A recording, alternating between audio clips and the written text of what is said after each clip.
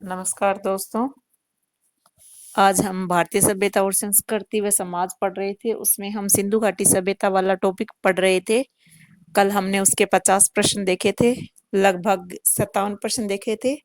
आज 58 से शुरू करेंगे, लगभग 100 प्रश्न आज अपन सिंधु घाटी सभ्यता के और देखेंगे और उसके बाद हम वैदिक संस्कृति के बारे में भी आगे वाली क्लास में पढ़ेंगे। तो आज अपना पहला प्रश्न रहेगा,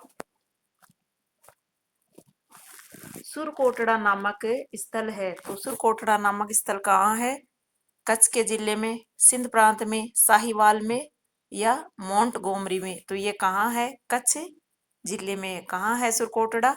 कच्छ जिले में है। सुरकोटड़ा नामक स्थल गुजरात के कच्छ जिले में स्थित है। सुरकोटड़ा की खोज किसने की? तो सुरकोटड़ा की खोज किसने की थी? जेपी जोशी ने। किसने की थी? जेपी जोशी ने। सुरकोटड़ा की खोज व उत्खनन कार्य जेपी जोशी यानी जगपति जोशी द्वारा किया गया था। इसके बाद में प्रश्न अपना आता है 60। निम्न में से कौन सा स्थल हड़प्पा सभ्यता के पतन को दर्शाता है? यानी वह कौन सा स्थल है जहां से हड़प्पा सभ्यता का पतन दिखाया गया है? मोहनजोदड़ो, सुरकोटड़ा, कालीबंगा, बनवाली। तो कौन सा है वो स्थान? सुरकोटड़ा है, जहां से हड़प्पा सभ्यता का पतन दर्शाता है। सुरकोटड़ा से विशेष प्रकार की कब्र मिली है जिसमें कलश समाधान के साक्ष्य मिले हैं। अब प्रश्न देखते हैं 61। लोथल से प्राप्त पक्की ईंटों का विशाल आकार का घेरा मिला है जिसे किसने डॉकयार्ड की संज्ञा दी है?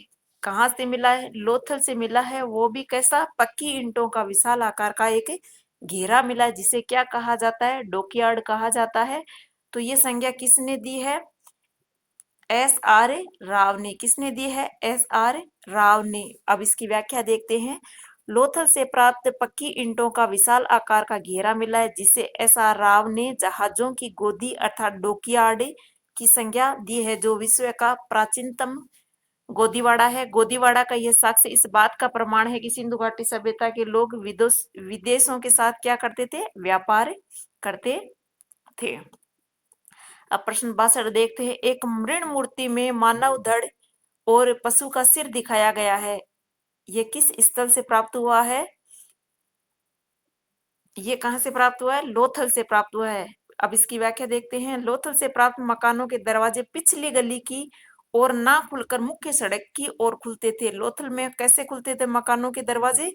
सड़क, मेन सड़क पे उनके दरवाजे खुलते थे, जबकि सिंधु घाटी सभ्यता से प्राप्त अन्य सभी स्थलों के दरवाजे सड़क की ओर ना खुलकर पीछे वाली गली की तरफ उनके खुलते थे। अब देखते हैं प्रश्न देखते हैं 63। आटा पीसने की हथ चक्की किस स्थल से प्राप्त हुई है? तो आटे पीसने की चक्की कहाँ से प्राप्त हुई है? ये भी अपने को लोथल से प्राप्त हुई है। इसके बाद में प्रश्न देखते हैं 64। कालीबंगा का शाब्दिक अर्थ क्या होता है? काले रंग की चूड़ियां। ए ऑप्शन इसमें अपना सही हो जाएगा। और कालीबंगा की खोज किसने की थी? अमलानंद घोष ने की थी। अब 65-15। एकमात्र ऐसा स्थल जहां से सिंधु सभ्यता व पूर्व सिंधु सभ्यता के अवशेष मिले हैं, वह स्थल कौन सा है? एकमात्र ऐसा स्थान बताना है जहां से सिंधु सभ्यता और पूर्व सिंधु सभ्यता के अवशेष मिले हैं। तो वो कौन सा स्थान है? कालीबंगा है, जहां से सिंधु सभ्यता और पूर्व सिंधु सभ्यता के अवशेष मिले हैं। अब प्रश्न देखते हैं 66। दीनहीन बस्ती के नाम से किस सभ्यता स्थल को जाना जाता है? तो दीनहीन कौन सी बस्ती के नाम से किस सभ्यता को जाना जाता है? कालीबंगा को जाना जाता है। किसको जाना जाता है? कालीबंगा को दीनहीन बस्ती के नाम से जाना जाता है। यहाँ मकान कैसे प्राप्त हुए? कच्ची ईंटों के बने हुए हैं, इसलिए इसे क्या कहा जाता है? दीनहीन बस्ती कहा जाता है। अब इसके बाद में प्रश्न अपना 67 है। समृद्धों के शहर के नाम से किस सभ्यता स्थल को जाना जाता है? समृद्धों के शहर के नाम से तो बनवाली, मोहनजोदड़ो, कोटदीजी और कालीबंगा। तो किसको जाना जाता है? बनवाली को। किसको जाना जाता है? बनवाली को जाना जाता है। बनवाली कहाँ है? हरियाणा में है। सोने की परत चढ़े मन के मिले हैं, जिससे ये सिद्ध होता है कि ये एक कैसा था? समृद्ध नगर था। सोने के मन के मिले हैं, इसलिए इसको समृद्ध नगर बोला जाता है। इसी कारण बनवाली को क्या बोला जाता है? समृद्धों का शहर बोला जाता है। अब प्रश्न देखते हैं 68। खेलों का मैदान किस स्थल को कहा जाता है? तो खेलों का मैदान किसे कहा जाता है? धोलावीरा को। किसको कहा जाता है? धोलावीरा को। धोलावीरा से विश्व के प्राचीनतम खेल के मैदान यानी स्टेडियम के साक्ष्य मिले। इस कारण इस सभ्यता स्थल को खेलों के मैदान के नाम से जाना जाता है। अब 69 नंबर प्रश्न देखते हैं। सिंधु घाटी साम्राज्य की तीसरी राजधानी किसे कहा जाता है? तो तीसरी राजधानी किसे कहा जाता है? कालीबंगा को कहा जाता है। सिंधु सभ्यता की तीसरी राजधानी कालीबंगा को कहा जाता है। ये डॉक्टर दशरथ शर्मा ने कहा था। अब प्रश्न 70 देखते हैं। तंदूरी चूल्हे के साक्ष्य किस स्थल से मिले हैं? आज भी हम सब तंदूर की रोटी खाने पसंद करते हैं, तो तंदूरी चूल्हे के साक्ष्य कहाँ से मिले हैं? तो ये मिले अपने को कालीबंगा से। ये चूल्हे आजकल मतलब वर्तमान में इस चूल्हों का उपयोग किया जाता है। कालीबंगा से कुल कितनी कब्रें मिली हैं? तो कितनी मिली है? कालीबंगा से 37 है, जिन्हें R37 नाम दिया गया है। अब प्रश्न देखते हैं 72। विश्व में सर्वप्रथम भूकंप के साक्ष्य किस स्थल से मिले हैं? तो भूकंप के साक्ष्य कहाँ से मिले? कालीबंगा से मिले हैं। कालीबंगा से प्राप्त मकानों की दीवारों में दरारें पाई गई है, जो विश्व के सर्वप्रथम भूकंप के साक्ष्य उपलब्ध कराता है। जो कालीबंगा के मकान थे उनकी दीवारों में दरारें थे, जिस वजह से क्या कहा जाता है कि सर्वप्रथम भूकंप यहीं आया होगा, ऐसा माना जाता है। अब प्रश्न देखते हैं 73। विश्व में सर्वप्रथम लकड़ी की नाली के साक्ष्य मिले। तो लकड़ी की नाली कहाँ से प्राप्त हुई है? लकड़ी की नाली प्राप्त हुई है कालीबंगा से। कालीबंगा से ऊंट की अस्थियां भी मिली है, और ऊंट का हमारे राजस्थान में प्रयोग किया जाता है, जिसे हम रेगिस्तान का जहाज भी कहते हैं। अब प्रश्न 74 देखते हैं। हड़प्पा सभ्यता की पहली खगोलीय वेधशाला कहाँ मिली है? हड़प्पा सभ्यता की खगोलीय वेधशाला कहाँ मिली है? तो ये कहाँ मिली है? धोलावीरा में।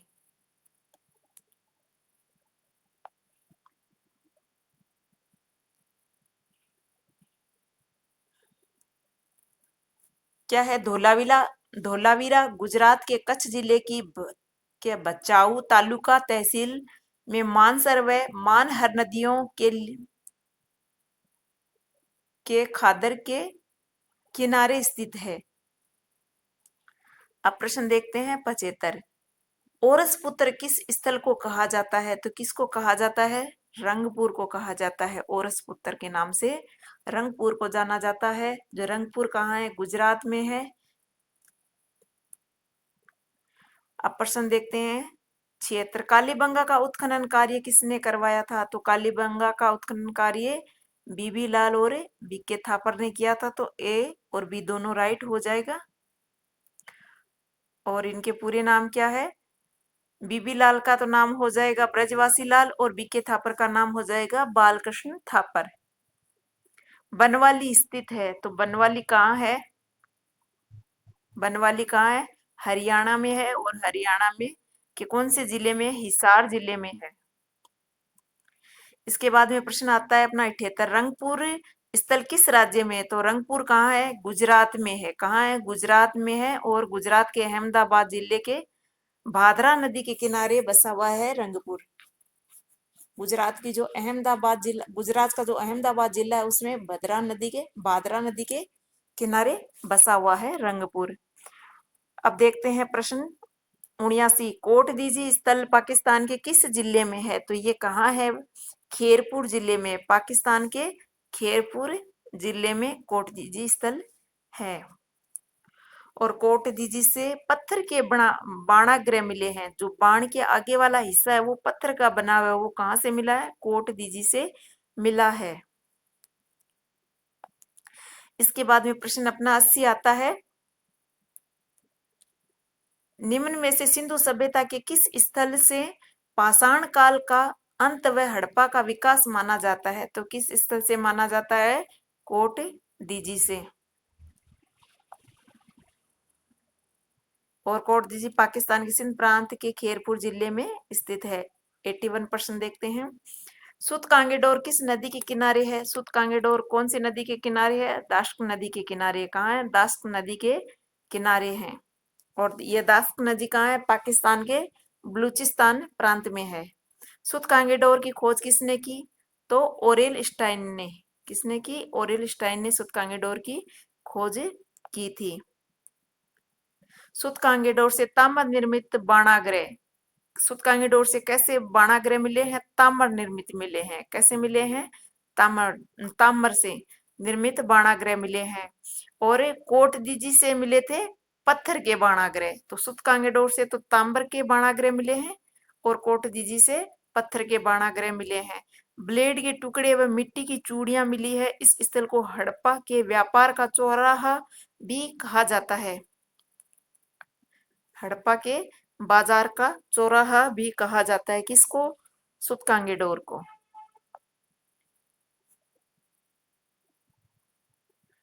अब प्रश्न देखते हैं अपना 83 सॉरी।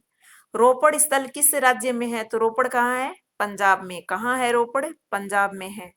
और इसे आधुनिक नाम इसका क्या है? रूपनगर है और सतलुज नदी के किनारे स्थित है।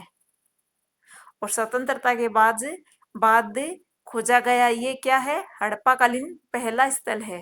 कौन सा है हड़प्पाकालीन पहला स्थल? रोपड़ है। इसके बाद में 84 नंबर प्रश्न देखते हैं। सिंधु सभ्यता का उत्तरी स्थल मांडा किस नदी के किनारे है? तो उत्तर से दक्षिण हमने कौन सा देखा था पीछे वाली क्लास में? मांडा से देमाबाद है दक्षिण वाला। तो उत्तर स्थल है मांडा। तो मांडा किस नदी के किनारे है? तो मांडा है चिनाब नदी के किनारे। कहाँ है? चिनाब नदी के किनारे। अब 85 नंबर प्रश्न देखते हैं। मांडा स्थल का उत्खनन किसने करवाया था? तो मांडा का उत्खनन किसने करवाया था? जगपति जोशी और मधुबाला ने, इन दोनों ने करवाया था। इसके बाद में है 86 नंबर प्रश्न। देमाबाद नगर किस नदी के किनारे है? तो देमाबाद किस नदी के किनारे है? प्रवरा नदी के किनारे है। और ये कहाँ है? महाराष्ट्र के अहमदनगर में स्थित है। आलमगीरपुर नगर किस जिले में है? तो ये कहाँ है? आलमगीरपुर मेरठ में है। कहाँ है? मेरठ में। आलमगीरपुर नगर उत्तर प्रदेश में जो हिंडन नदी है वो यमुना की सहायक नदी है के किनारे मेरठ जिले में आलमगीरपुर नगर है। इसके बाद में 88 नंबर प्रश्न देखते हैं। आलमगीरपुर नगर की खोज किसने की थी? तो आलमगीरपुर नगर की खोज किसने की थी? आलमगीरपुर नगर की खोज किसने की थी? यज्ञदत्त ने की थी। यज्ञदत्त शर्मा ने की थी। और कब की थी? 1958 में। 89 नंबर प्रश्न। रोटी बेलने की चौकी किस स्थल से प्राप्त हुई है? तो रोटी बेलने की चौकी कहाँ से प्राप्त हुई है? आलमगीरपुर से। कहाँ से प्राप्त हुई है? आलमगीरपुर। आलमगीरपुर से प्राप्त हुई है। और ये कहाँ है? उत्तर प्रदेश के मेरठ जिले में है आलमगीरपुर। इसके बाद में अपना प्रश्न आता है 90। बालाकोट स्थल किसके लिए प्रसिद्ध है? तो बालाकोट किस लिए जाना जाता है? सीप उद्योग के लिए जाना जाता है। किस लिए जाना जाता है बालाकोट? सीप उद्योग के लिए जाना जाता है। और बालाकोट की खोज किसने की थी? डेल्स ने की थी। किसने की थी? डेल्स ने की थी। अब इसके बाद में प्रश्न अपना आता है 91। निम्न में से किस स्थान से चांदी के दो मुकुट मिले हैं? क्या मिले हैं? चांदी के दो मुकुट मिले। तो कहाँ से मिले हैं? कुणाल से मिले हैं। कहाँ से मिले हैं? कुणाल से। तो ये कब? 1993-94 में भारतीय पुरातत्व सर्वेक्षण के निर्देशन में हरियाणा में कुणाल का उत्खनन किया गया था। कब किया गया था? 93-94 में हरियाणा में कुणाल कुणाल का उत्खनन किया गया था, जहां से चांदी के दो मुकुट मिले हैं। अब प्रश्न देखते हैं ब्राह्मण में। जूनीकरण का उत्खनन किसके द्वारा करवाया गया था? तो जूनीकरण का उत्खनन किन के द्वारा करवाया गया था? सुब्रा प्रामाणिक के द्वारा करवाया गया था। 2003-4 में सुब्रा प्रामाणिक द्वारा गुजरात में जूनीकरण का उत्खनन किया गया। और यह क्या है? जहां से धोलावीरा की तरह स्टेडियम के अवशेष मिले हैं। जूनीकरण से क्या मिले हैं? स्टेडियम के अवशेष मिले हैं। अब प्रश्न देखते हैं 93। तरखानवाला डेरा का उत्खनन किसके द्वारा करवाया गया था? तो किसके द्वारा करवाया गया था? पीके त्रिवेदी और जेके पटनायक द्वारा। त्रिवेदी और पटनायक इन दोनों के द्वारा करवाया गया था। और ये कहाँ है? तरखानवाला डेरा राजस्थान के गंगानगर जिले के अनूपगढ़ तहसील में स्थित है। अब 94 नंबर प्रश्न देखते हैं। हरियाणा में बीराना का उत्खनन किसके द्वारा करवाया गया था? हरियाणा में है बीराना नामक स्थान, उसका उत्खनन किसके द्वारा करवाया गया था? तो एल एल राव द्वारा। किसके द्वारा करवाया गया था? एल एल राव के द्वारा। 2003-4 में एल एल राव द्वारा हरियाणा में बीराना का उत्खनन किया गया, जहां से दो क्या मिली है? कुल्हाड़ियां मिली है। क्या मिली है? दो कुल्हाड़ियां मिली है जिन पर सिंधु लिपि में लेख लिखे गए हैं। अब देखते हैं 95 नंबर प्रश्न। निम्न में से किसे प्रथम नगरीय क्रांति माना गया? तो प्रथम नगरीय क्रांति किसे माना गया है? सिंधु सभ्यता को। किसे माना गया है? सिंधु सभ्यता का। सिंधु सभ्यता को। भारतीय इतिहास में सिंधु सभ्यता को प्रथम नगरीय क्रांति माना गया है क्योंकि इससे पूर्व नगर के अवशेष नहीं मिले हैं। सिंधु सभ्यता की सबसे प्रभावशाली विशेषता उसकी नगर नियोजन प्रणाली थी। क्या थी उसकी? नगर नियोजन प्रणाली थी। तो नगरीय क्रांति किसे है? सिंधु कैसी सभ्यता थी? एक नगरीय सभ्यता थी, इसलिए इसे नगरीय क्रांति कहा जाता है। अगर आपको मेरा वीडियो अच्छा लग रहा है तो प्लीज़ लाइक शेयर सब्सक्राइब जरूर करें मेरे चैनल को, और अच्छे अच्छे से कमेंट करें, और मुझे क्या सुधार करना चाहिए, क्या आगे कौन सा टॉपिक लेके आना चाहिए, वो सब भी आप मुझे बताएं। अब प्रश्न देखते हैं 96। सिंधु घाटी सभ्यता की लिपि की जानकारी प्राप्त होती है, तो कहाँ से प्राप्त होती है सिंधु घाटी सभ्यता की लिपि की? मुहरों से, बर्तनों से, दीवारों से, या इनमें से कोई नहीं? तो कहाँ से प्राप्त होती है? मुहरों से। सिंधु घाटी की जो लिपि है, जो मुहरों पर लिखा गया है, उनको देखकर हम उसकी लिपि की जानकारी प्राप्त करते हैं। सिंधु सभ्यता की लिपि कैसी थी? ब्रुष्टोपीदम लिपि, यानी गोमुद्रिका लिपि, जो दोनों तरफ से लिखे जाने वाली लिपि होती है, उसे कहते हैं ब्रुष्टोपीदम लिपि कहा जाता है, जो दोनों तरफ से लिखी जाती है। और ये लिपि कैसे लिखी जाती है? दाएं से बाएं और बाएं से दाएं की तरफ लिखी जाती है, इसी कारण इसे सर्पिलाकार लिपि भी कह दिया जाता है। अब देखते हैं प्रश्न 97। सिंधु सभ्यता की नगर योजना आधारित थी, तो कैसी थी? जाल पद्धति पर, ग्रिड पद्धति पर, ऑक्सफोर्ड पद्धति पर, या उपर्युक्त सभी पर? तो सिंधु सभ्यता की नगर योजना किस पर आधारित थी? इन पे सभी पे थी। जाल पद्धति पे, ग्रिड पद्धति पे, ऑक्सफोर्ड पद्धति पे, इन सब पे आधारित थी। अब इस प्रश्न की व्याख्या देखते हैं। कोई भी आधार रेखा जब दूसरी रेखा को समकोण पर काटती है, समकोण पर काटती है, उसे ही क्या कहा जाता है? ग्रिड कहा जाता है। कोई रेखा दूसरी रेखा को समकोण पर काटती है तो उसे ही ग्रिड कहा जाता है, जिसका सामान्य अर्थ होता है जाल। तो इसलिए इसे ग्रिड पद्धति भी कह देते हैं, जाल पद्धति भी कह देते हैं। अतः हड़प्पा सभ्यता को जाल पद्धति या ग्रिड पद्धति या ऑक्सफोर्ड पद्धति के आधार पर नगर योजना पाई जाती है। अब प्रश्न देखते हैं 98। मोहनजोदड़ो से प्राप्त सार्वजनिक स्नानागार था, तो उसकी लंबाई चौड़ाई बतानी है। जो मोहनजोदड़ो से स्नानागार प्राप्त हुआ था, तो वो कैसा था? 39 फीट लंबा था, 23 फीट चौड़ा था, 8 फीट गहरा था। 39, 23, 8 ऐसा था। और ये कैसे बना हुआ था? पक्की ईंटों के प्रयोग इसकी फर्श में यूज की गई थी।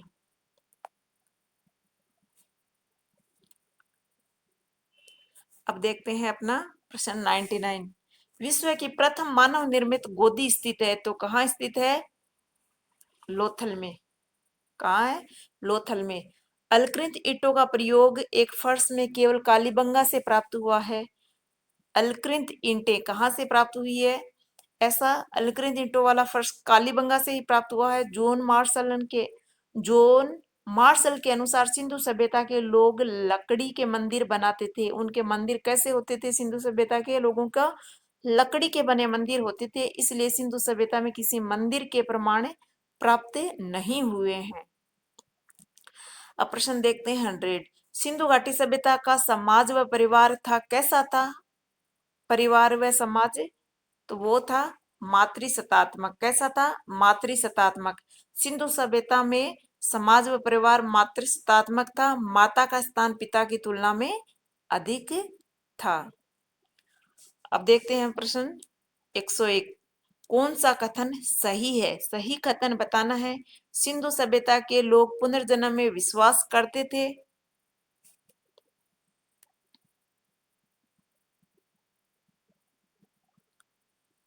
और बी नंबर ऑप्शन हमने ये जादू टोने में विश्वास करते थे।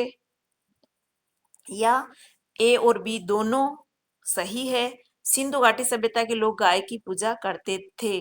तो क्या है? गाय से वो परिचित नहीं थे। गाय वैदिक काल में गाय की पूजा की जाती थी। सिंधु सभ्यता के लोग पुनर्जन्म में विश्वास करते थे और ये जादू टोने में भी विश्वास करते। तो ये दोनों कथन सही है। अब देखते हैं 102 नंबर प्रश्न। सिंधु घाटी सभ्यता से प्राप्त ईंटों की लंबाई, चौड़ाई व मोटाई का अनुपात क्रमशः बताना है। तो ईंटें जो मिली है वो कैसी है? लंबी है 4, चौड़ाई है 2 और मोटाई है 1। तो 4 2 1, ठीक है, 421 ऐसे याद रख लेना।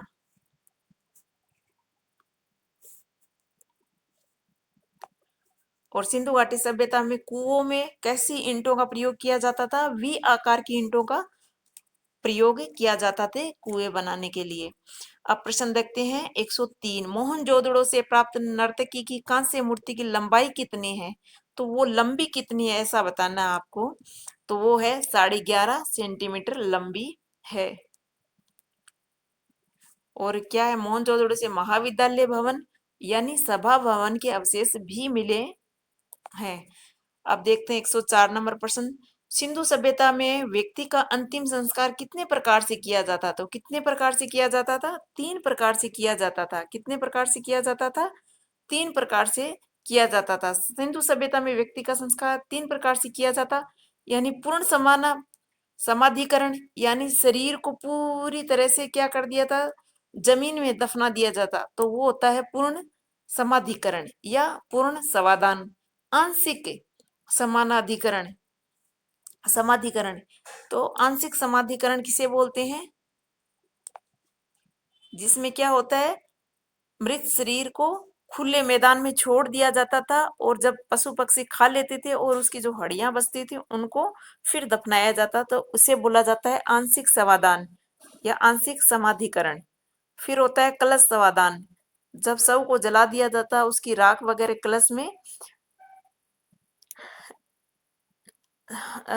कलश में डालकर उसका कलश समादान किया जाता था, उसे बोलते हैं कलश समादान संस्कार। तो 3 प्रकार से किया जाता था। अब देखते हैं प्रश्न 105। सिंधु सभ्यता में सर्वाधिक आकृतियां किस पशु की मिली है? तो सर्वाधिक आकृतियां किस पशु की मिली है? तो कुब्बड़ वाले बेल की मिली है। किसकी मिली है? कुब्बड़ वाले बेल की मिली है। सिंधु सभ्यता का मुख्य व्यवसाय कृषि, जबकि दूसरा प्रमुख व्यवसाय उनका पशुपालन था। पहला व्यवसाय उनका कृषि था, दूसरा पशुपालन था। सिंधु सभ्यता के लोग कुब्बड़ वाले बेल, बकरी, ऊंट, सॉरी, हाथी, भेड़ आदि जानवरों को पालते थे। कुब्बड़ वाला बेल रखते थे, बकरी, हाथी और भेड़ आदि जानवरों को वो पालते थे। इसके बाद में आता है बटन के आकार की मुद्रा कहाँ से मिली है? तो बटन के आकार की मुद्रा कहाँ से मिली है? लोथल से।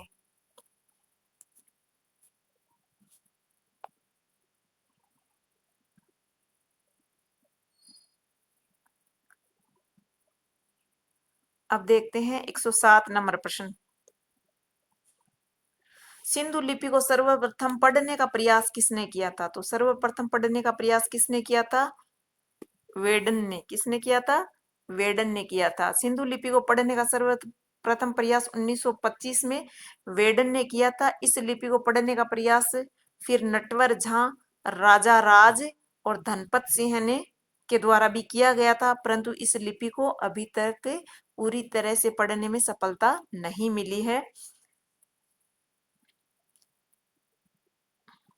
फिर आता है 108 नंबर प्रश्न, सिंधु सभ्यता की लिपि का सर्वप्रथम लेख कब प्राप्त हुआ? तो लेख कब प्राप्त हुआ था?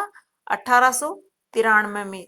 सिंधु लिपि मूलतः देसी यानी भारतीय लिपि है, जिसका मिस्र और मेसोपोटामिया लिपियों से कोई संबंध नहीं है। ये एक भारतीय लिपि है, इसका मिस्र और मेसोपोटामिया से कोई संबंध नहीं है। अब देखते हैं 109 नंबर प्रश्न, हड़प्पा सभ्यता का पवित्र वृक्ष है, तो वो किस वृक्ष को पवित्र मानते थे? पीपल को। सिंधु सभ्यता का पवित्र वृक्ष पीपल है, जबकि पवित्र पशु श्रृंगी बेल है। पशु पूछे तो श्रृंगी बेल या कुबड़ वाला बेल भी बोल सकते हो। सर जॉन मार्शल ने इस बेल को शिव के नंदी की उपमा दी है। किसकी उपमा दी है? शिव के नंदी की उपमा। और किसने दी है? जॉन मार्शल ने। अब देखते हैं 110 नंबर प्रश्न, दयाराम साहनी ने हड़प्पा स्थल का उत्खनन कब किया था? तो कब किया था उन्होंने हड़प्पा स्थल का उत्खनन? 1921 में। कब किया? 1921 में दयाराम साहनी हड़प्पा स्थल का उत्खनन किया था। हड़प्पा की सबसे पहले खोज हुई थी, इसलिए सिंधु घाटी सभ्यता को हड़प्पा सभ्यता के नाम से भी जाना जाता है।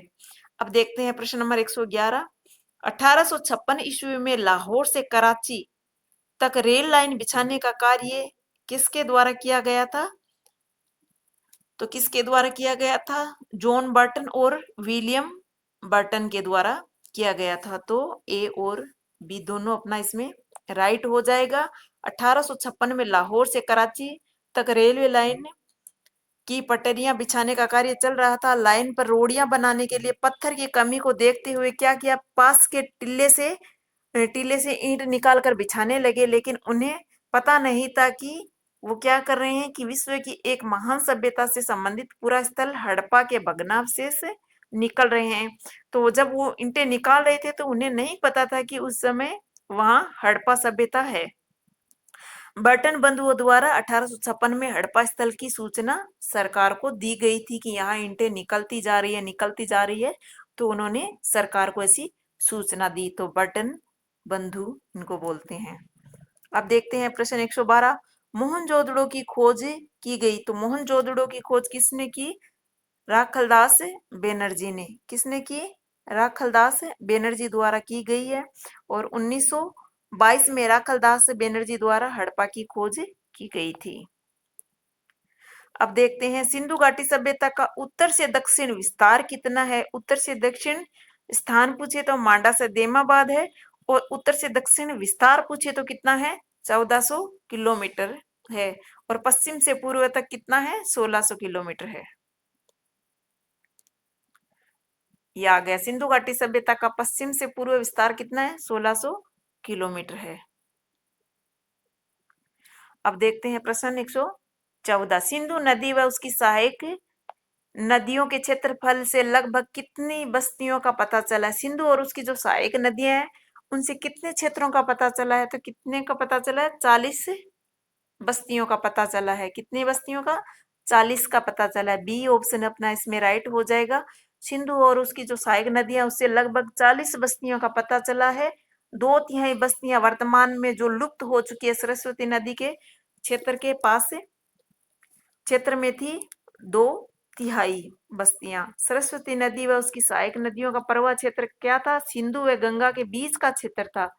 क्या था? सिंधु और गंगा के जो बीच का क्षेत्र था वो सरस्वती और उसकी जो सहायक नदियां थी उनका वो प्रवाह क्षेत्र था। और जो सरस्वती नदी अब विलुप्त हो चुकी है। अब 115 नंबर प्रश्न देखते हैं, वैदिक साहित्य में किस नदी को नदी तमे, देवी तमे, अम्बे तमे कहा गया है? तो किस नदी को कहा गया है? सरस्वती नदी को ऐसे नाम दिए गए हैं, नदी तमे, देवी तमे, अम्बे तमे। अब है 116 नंबर प्रश्न, सरस्वती नदी की लंबाई, नदी थी वो कितनी लंबी थी? 3 से 12 किलोमीटर। 3 से 12 किलोमीटर।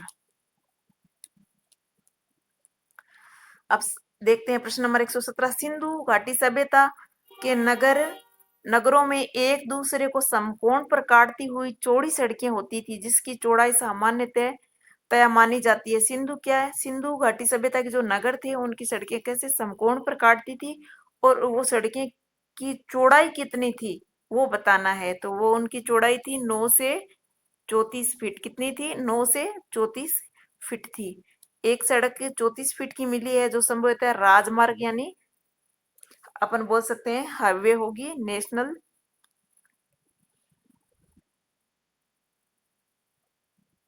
गलियां थी 1 से 2.2 मीटर तक चौड़ी होती थी। गलियां कितनी चौड़ी होती थी? 1 से 2.2 मीटर। और सड़क एक जो मिली है वो 34 फीट चौड़ी मिली है। तो 9 से 34 फीट इसका आंसर होगा। अब देखते हैं प्रश्न 118। किसके निर्देशन में भारतीय पुरातत्व सर्वेक्षण विभाग की स्थापना की गई है? तो किसके निर्देशन में भारतीय पुरातत्व सर्वेक्षण विभाग की स्थापना की गई है? तो कनिंघम। भारतीय पुरातत्व सर्वेक्षण विभाग के महानिदेशक कौन थे? कनिंघम थे। और राजस्थान के कौन थे? कार्लाइल थे। अब देखते हैं प्रश्न 119। ए कनिंघम के निर्देशन में भारतीय पुरातत्व सर्वेक्षण विभाग की स्थापना कब की गई थी? तो कब की गई थी? ये 1861 में की गई थी। कब की गई थी? 1861 में।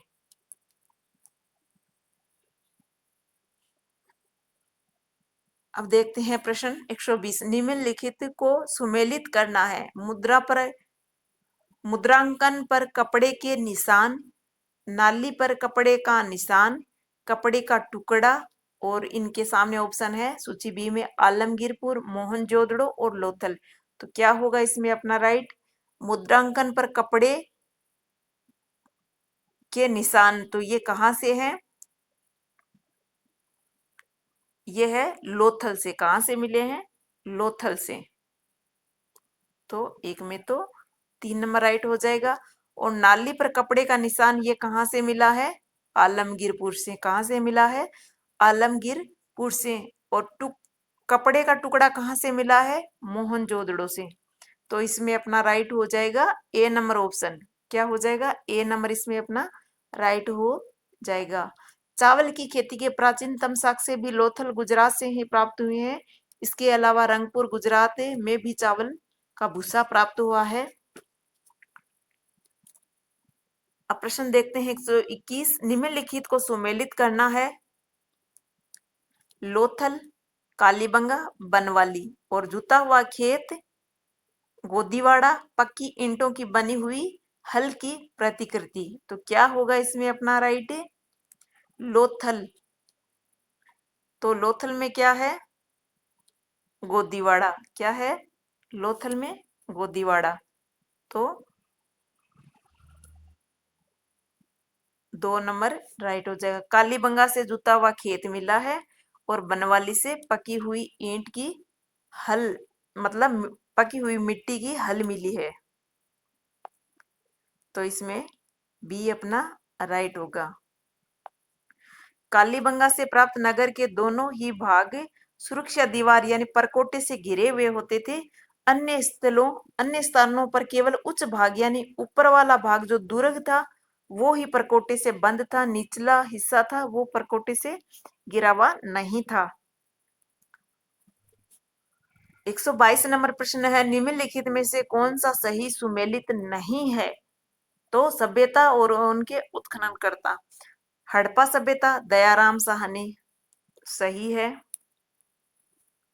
फिर है लोथल, SR राव, सही है। सुरकोटड़ा, JP जोशी, ये भी सही है। धोलावीरा, VK थापर, तो ये सही नहीं है। धोलावीरा की खोज जगपति जोशी के द्वारा की गई थी और उत्खनन किसके द्वारा किया गया था? यानी रविंद्र सिंह वशिष्ठ। तो हड़प्पा दया, लोथल राव ऐसे याद रख लो, लोथल राव। और सुरकोटड़ा जोशी, धोलावीरा जगपति। और उत्खनन, व्यापक उत्खनन किसने किया था धोलावीरा का? रविंद्र सिंह ने।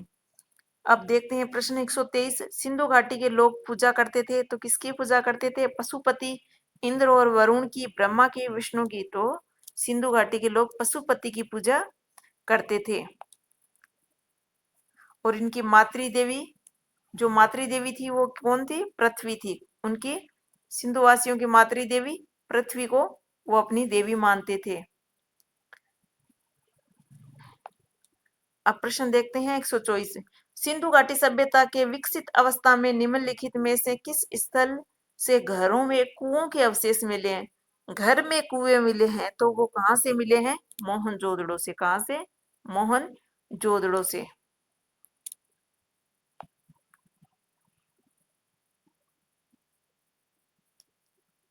अब देखते हैं प्रश्न 125।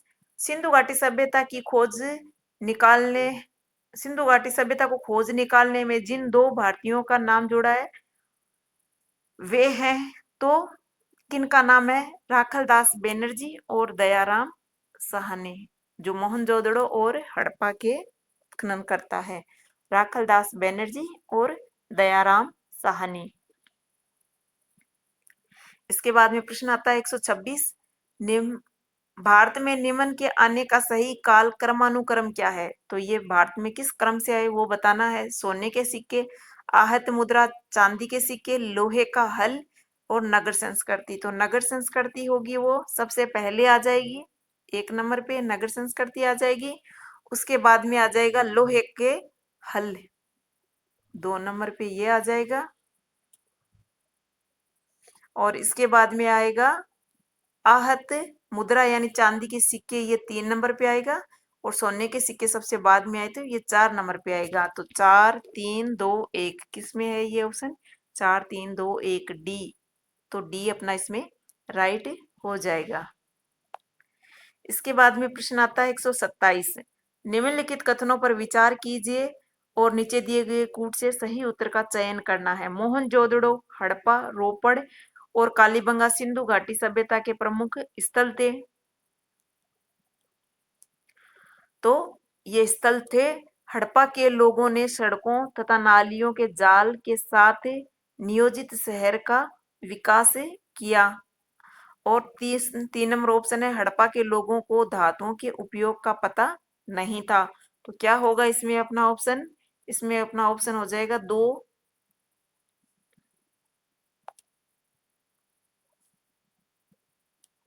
इसमें ऑप्शन ए और 1 और 2 सही हो जाएगा। मोहनजोदड़ो, हड़प्पा, रोपड़, कालीबंगा ये क्या थे? सिंधु सभ्यता के प्रमुख स्थल थे। और सड़कें कैसी? सड़कें तथा नालियां जाल के साथ शहर को नियोजित तरीके से बसाया गया था हड़प्पा सिंधु घाटी सभ्यता में। और हड़प्पा के लोगों को धातुओं के उपयोग का पता नहीं था। तो धातु का तो वो उपयोग करते थे, कांसे और तांबे का। तो ये पता नहीं था, नहीं लगाकर इस सेंटेंस को गलत कर दिया। तो 1 और 2 अपना इसमें राइट हो जाएगा। सिंधुवासी चांदी, स्वर्ण, सीसा, तांबा, कांसा आदि धातुओं का उपयोग करते थे। 128 नंबर प्रश्न है, हड़प्पा संस्कृति के संदर्भ में शैलकृत स्थापत्य के प्रमाण कहाँ से मिले हैं? तो शैलकृत कहाँ से मिले हैं? धोलावीरा से। कहाँ से मिले हैं? धोलावीरा से मिले हैं। धोलावीरा से विशाल जलाशय के अवशेष मिले हैं सिंधु सभ्यता में। इसे क्या कहा जाता है? आश्चर्यजनक कहा जाता है। शैलकृत यानी पत्थर से निर्मित मिले हैं। किससे मिले हैं? पत्थर से निर्मित मिले हैं। अब प्रश्न 129। निम्नलिखित में से कौन सा लक्षण सिंधु सभ्यता के लोगों का सही चित्रण करता है? तो इनमें से कौन सा सेंटेंस है जो सिंधु सभ्यता के लोगों पर सही बैठता है? उनके विशाल महल और मंदिर होते थे।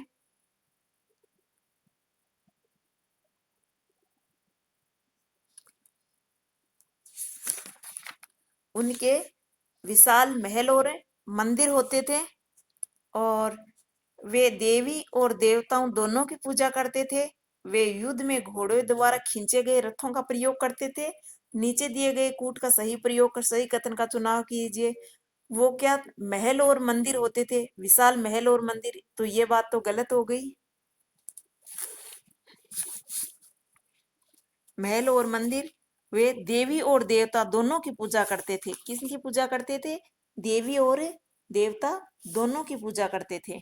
तो इसमें अपना 2 नंबर सेंटेंस है वो क्या है, सही हो जाएगा।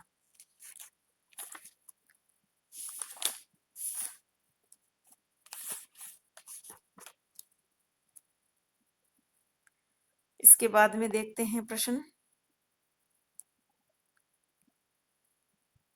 ये रहा, केवल 2 सही है इसमें, ठीक है। 2 नंबर से वो देवी और देवता दोनों की पूजा करते थे। आवागमन के लिए सिंधु निवासी बैलगाड़ियों का उपयोग करते थे, इसलिए युद्ध में घोड़ों का प्रयोग करना तो संभव ही नहीं था, क्योंकि वो घोड़े से परिचित नहीं थे। अब प्रश्न देखते हैं 130। निम्नलिखित को सुमेलित कीजिए। सूची 1 को सूची 2 से मिलाना है। फारस की मोहरें, गुड़िया निर्माण का कारखाना, ठोस से पहियों वाली गाड़ी, अलकृत ईंटें ईंटें। सूची 2 है हड़प्पा, चहुंदड़ो, लोथल। तो क्या होगा इसमें अपना आंसर?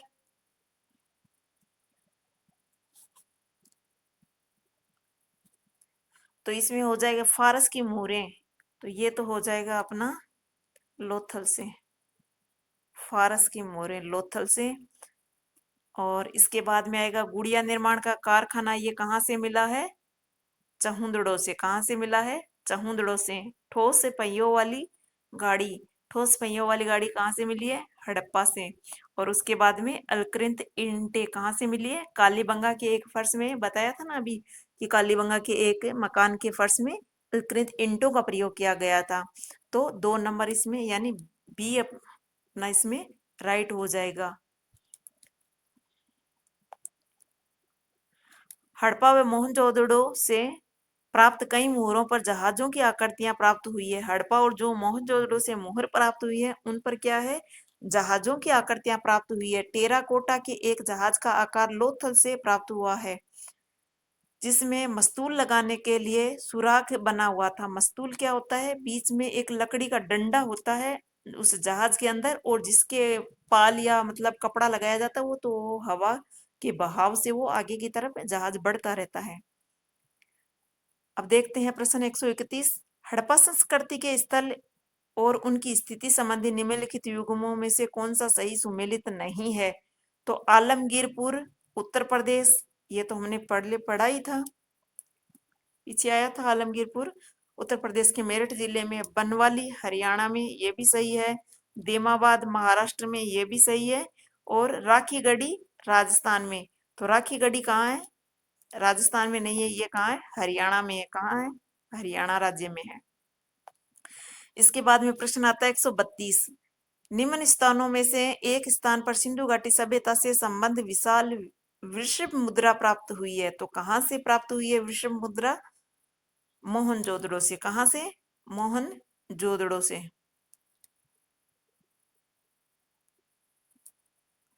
और मोहनजोदड़ो से बुने हुए कपड़े का एक टुकड़ा भी मिला है।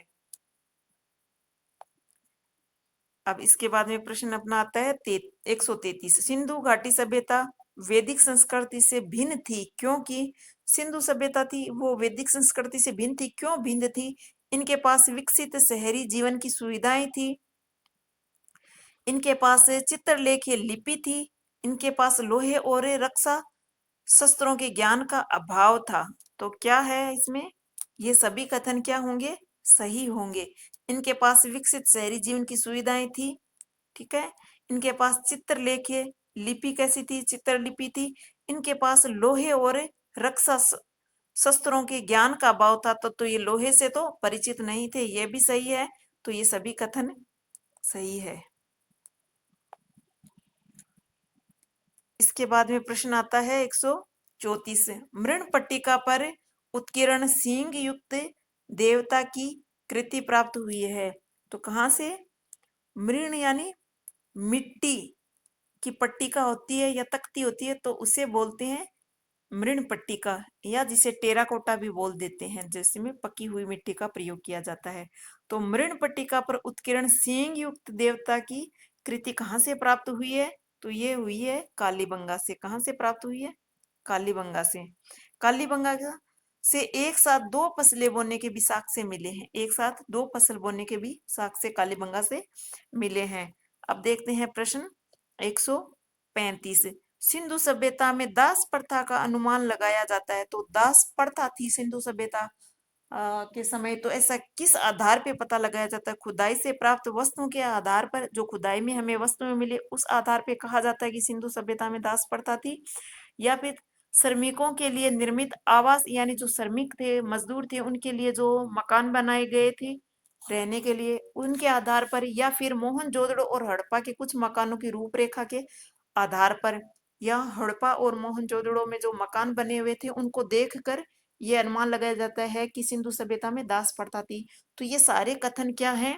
सही है। क्या है? कि खुदाई में कुछ वस्तुएं भी ऐसी मिली है और उनके मकान भी ऐसे मिले हैं कि उनमें एक विशेष प्रकार के मतलब मकान बने हुए थे कतार से, छोटे छोटे 1 या 2 कमरों के। तो उस आधार पे कहा जाता है कि ये या तो उनके सैनिकों के लिए या फिर मतलब मजदूर वर्ग के रहने के लिए बनाए गए थे। और उनके जो रूपरेखा थी, जो बड़े लोगों के रहने के स्थान थे वो अलग थे, और एक सैनिक या मजदूर लोगों के रहने के जो स्थान थे, वो आवास थे, वो अलग थे। इस आधार पर यह कहा जाता है कि उसमें सिंधु सभ्यता में या हड़प्पा सभ्यता में दास प्रथा रही है। अब प्रश्न देखते हैं 136। सिंधु घाटी सभ्यता के संदर्भ में निम्नलिखित कथनों पर विचार करना है। उस काल में भारत में वस्त्र बनाने में कपास का प्रयोग होता था, यानी सिंधु सभ्यता के लोग वस्त्र बनाने में कपास का उपयोग करते थे। और ऑप्शन 2 है, यह सभ्यता मुख्यतः लौकिक सभ्यता थी तथा उसमें धार्मिक तत्व यद्यपि उपस्थित था किंतु वर्चस्वशाली नहीं था। तो इसमें से क्या बताना? आपको सही कथन बताना है। क्या बताना है? सही कथन बताना है। तो क्या है? 1 और 2 दोनों क्या है? सही है कि उस काल में वस्त्र बनाने के लिए वो कपास का प्रयोग भी करते थे सिंधुवासी, और ये सभ्यता लौकिक सभ्यता थी जिसमें धार्मिक तत्व उपस्थित था, पर वर्चस्वशाली यानी किसी का वर्चस्व नहीं था उस समय, ऐसा उस सभ्यता में पाया जाता है। तो 1 और 2 कथन दोनों ही सही है। अब प्रश्न देखते हैं 137। सिंधु वासियों के निम्न आयतों को उनके स्रोतों से सुमेलित करना है। वो कहाँ से आयात करते थे? तांबा कहाँ से आयात करते थे? गोमेद कहाँ से करते थे? लाजवर्द कहाँ से करते? और फिरोजा कहाँ से करते थे? राजस्थान, सौराष्ट्र, अफगानिस्तान और पर्सिया। तो क्या होगा? तांबा वो कहाँ से आयात करते थे? राजस्थान से। कहाँ से करते थे? राजस्थान से। इसके बाद में आएगा गोमेद। गोमेद करते थे सौराष्ट्र से, और लाजवर्द करते थे अफगानिस्तान से, और फिरोजा करते थे पर्सिया से। तो 1 2 3 4 यानी ए ऑप्शन अपना इसमें राइट हो जाएगा। उनकी मुख्य वस्तुएं क्या थी? जैसे सोना तो वो अफगानिस्तान, फारस और दक्षिण भारत से आयात करते थे। तांबा राजस्थान, बलूचिस्तान और अरब से भी आयात करते थे। टिन है वो अफगानिस्तान और बिहार से आयात करते थे। अब इसके बाद में प्रश्न आता है 138। निम्नलिखित को सुमेलित करना है। सूची 1 को और सूची 2 से सुमेलित करना। एक में स्थल है, दूसरे में उसकी विशेषता बताई गई है। कालीबंगा, चहुंदड़ो, हड़प्पा, मोहनजोदड़ो। मस्तिष्क मस्तिष्क शोथ की बीमारी का पता, वक्राकार ईंटों की प्राप्ति, स्त्री के गर्भ से निकला हुआ पौधा और स्तूप टीला। तो क्या होगा इसमें अपना आंसर? इसमें अपना आंसर हो जाएगा कालीबंगा से मस्तिष्क शोथ की बीमारी का पता, और चहुंदड़ो से वक्राकार ईंटें मिली है, हड़प्पा से स्त्री के गर्भ से निकला हुआ पौधा हड़प्पा से मिला है, मोहनजोदड़ो से स्तूप यानी टिल्ला मिला है। तो 1 2 3 4 ये क्रम से सही हो जाएंगे। ये अपना राइट आंसर हो जाएगा। इसके बाद में आता है 139 कथन ए। मोहनजोदड़ो तथा हड़प्पा नगर अब विलुप्त हो गए हैं। कारण है वह खुदाई के दौरान प्रकट हुए थे। अब इसके कूट देखते हैं अपन। ए और आर दोनों सही है तथा आर ए की सही व्याख्या करता है। ए और आर दोनों सत्य है, परंतु ए आर की सही व्याख्या नहीं करता है। ए सत्य है किंतु आर गलत है। आर सत्य है किंतु ए असत्य है। तो क्या हो जाएगा इसमें अपना ऑप्शन बी हो जाएगा। क्या हो जाएगा? बी है। ए और आर दोनों सही है। क्या है? ए और आर दोनों सही, यानी मोहनजोदड़ो तथा हड़प्पा नगर अब क्या हो गए? विलुप्त हो गए। ये भी बात क्या है? सत्य है। वह खुदाई के दौरान भी प्रकट हुए थे, ये भी बात सत्य है। परंतु ए की सही व्याख्या आर नहीं कर रहा है। ए की सही व्याख्या है वो आर नहीं कर रहा है। बी अपना इसमें ऑप्शन राइट हो जाएगा। और सिंधु घाटी सभ्यता का जो युग है उसे क्या कहा जाता है? आद्य ऐतिहासिक युग, प्रोटो हिस्टोरिक एज कहा जाता है। अब प्रश्न देखते हैं 140। हड़प्पा संस्कृति के विषय में निम्नलिखित कथनों पर विचार करना है। हड़प्पा संस्कृति सिंधु और पंजाब में परिपक्व हुई। वहां से यह दक्षिण तथा पूर्व की ओर फैली। वह क्षेत्र जहां वह फैली मिस्र तथा मेसोपोटामिया से बड़ा था। तो क्या हो जाएगा इसमें? सही कथन बताना है आपको कि कौन से कथन सही है। तो एक दो तीनों ही कथन क्या है अपने सही हो जाएंगे। हड़प्पा संस्कृति सिंधु और पंजाब में परिपक्व हुई और यह क्या है? दक्षिण से पूर्व की ओर फैली। कहाँ फैली? दक्षिण से पूर्व की ओर फैली। और उसके बाद में ये क्षेत्र जहां फैला वो मिस्र और मेसोपोटामिया से क्या है? बड़ा क्षेत्र है। अब इसके बाद में प्रश्न आता है 141। निम्नलिखित कथनों पर विचार करना है। हड़प्पा के निवासी कपास उगाते तथा उसका उपयोग में लाते। क्या करते थे? उसका उपयोग में लाते थे। हड़प्पा के निवासियों को तांबे व कांसे का कोई ज्ञान नहीं था। मानक हड़प्पा मुद्रा मिट्टी की बनी होती थी। तो क्या है ये तीनों कथन सही है या गलत? तो इसमें क्या करना है? कथनों पर विचार करना है और कौन सा कथन सही है वो बताना है। तो इसमें अपना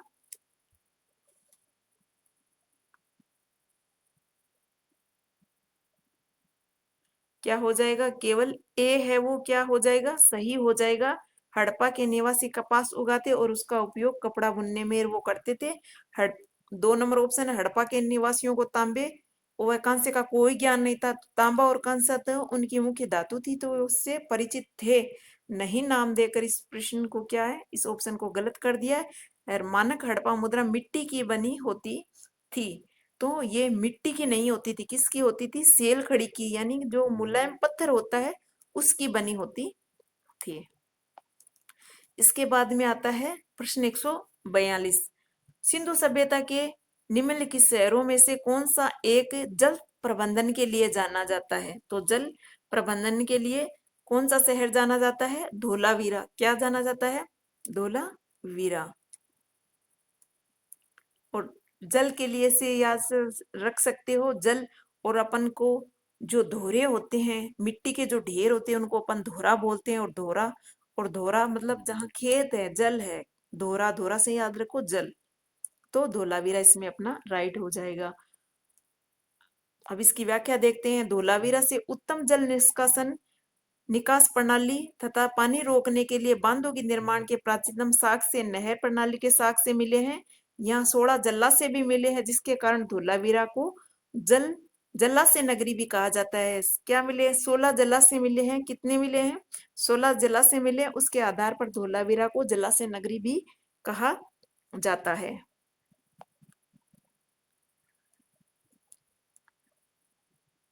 आज के प्रश्न अपने 142 प्रश्न हो गए हैं कल और आज के दोनों के मिला के। अब आगे वाला टॉपिक अपना वैदिक सभ्यता रहेगा, उसके बारे में आगे वाले वीडियो में पढ़ेंगे।